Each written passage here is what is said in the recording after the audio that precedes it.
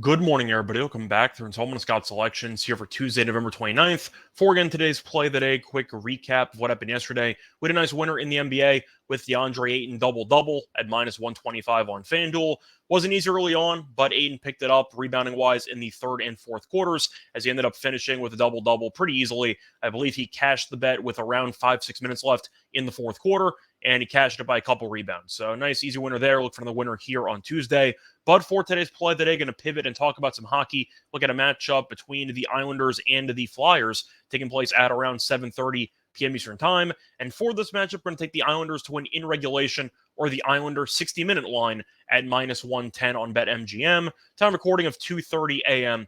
Eastern Time. Couple reasons why I like the Islanders to win this matchup in regulation. First reason, looking at the recent form, Islanders and Flyers heading in opposite directions. The Islanders have quietly been very, very good lately, as New York has won each of the last 4 games.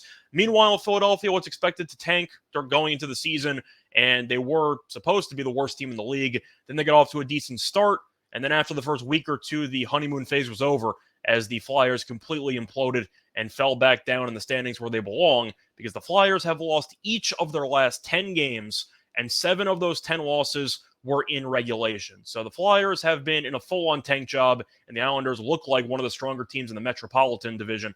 I do think that should result in a nice performance for the Islanders in this matchup.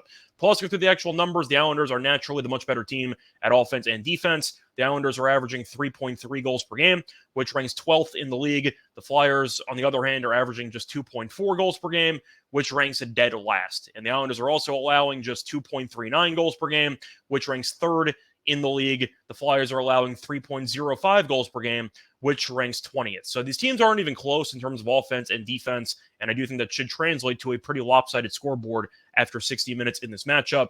Plus, going through the head-to-head, the Islanders have owned the Flyers over the last couple of years, as the Islanders are 9-1 straight up in the last 10 meetings, including a very nice 5-2 win on November 26th. They actually played over the weekend. The Islanders won comfortably at home by a score of 5-2. So the point is the Islanders just played this team and really dominated, and they've owned them for the last couple of years. They're in much better form. Flyers have lost 10 in a row, and I do think eventually the much better team should prevail after 60 minutes in this game.